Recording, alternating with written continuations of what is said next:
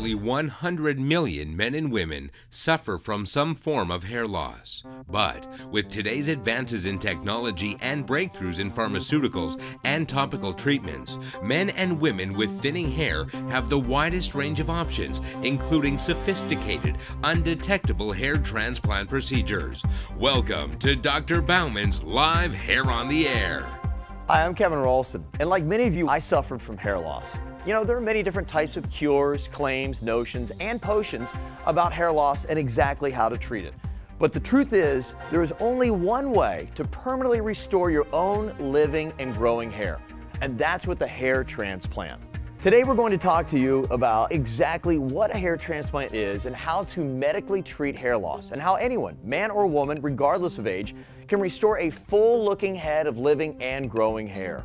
I had a hair transplant just barely more than a month ago. I'm healed, I feel great, and I already see some of the itty-bitty hairs starting to take root. You know, I was back on the air the very next day. No pain, and I was healed within a week, which was absolutely amazing.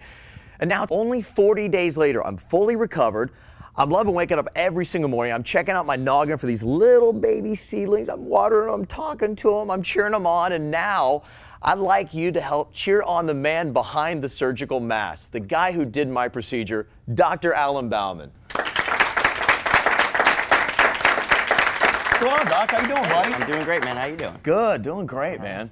Hey, if Dr. Bauman looks familiar to you, he should. He's had multiple television appearances on many major morning show news programs. He's also been featured in many of the nation's leading magazines and newspapers, and he's one of only 100 board-certified hair doctors in the world, and one of only 50 recommended by the American Hair Loss Association.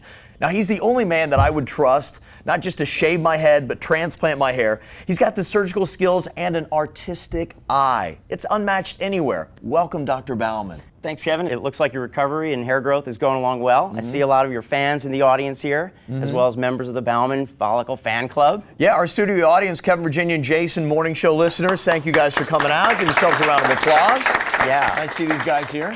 Yeah, you're the ringleader, man. You're of that morning show. It airs every day on Wild 95.5 here in sunny South Florida. Yeah. But you know, Kevin, I think you become Florida's most famous hair transplant patient. Your hairline has made headlines in the newspapers, and you become the nation's first radio DJ to have a live on-air hair transplant. That's pretty cool, don't you think?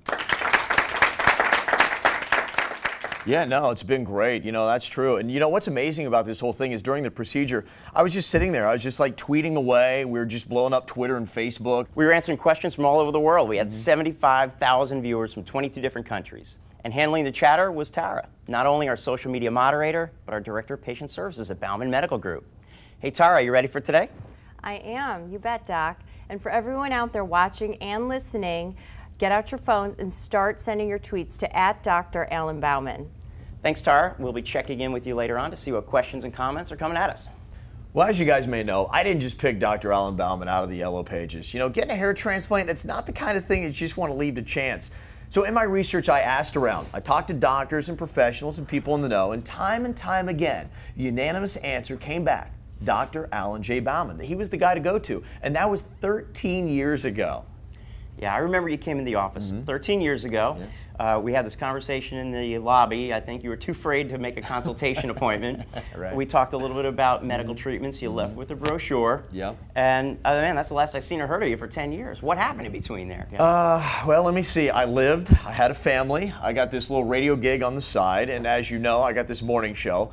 I'm really too tired to do anything else. Plus, I got 3 kids. I'm pretty much lucky I can just stand at the end of the day. You know, I'm in bed at 7 every single night. Basically, I have absolutely no life. So maybe that had something to do with me losing my hair.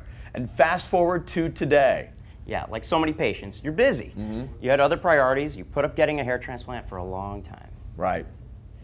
So I'm curious, what happened now that brought you back? Well, I'll tell you what, Doc, that's a very good question, and it's a real big question. It took 13 years for me to make that decision, and when we come back, I'm going to tell you and everybody else what the heck was going on with my thinking and thought process for finally deciding to pull the trigger on getting a hair transplant. We're back right after this.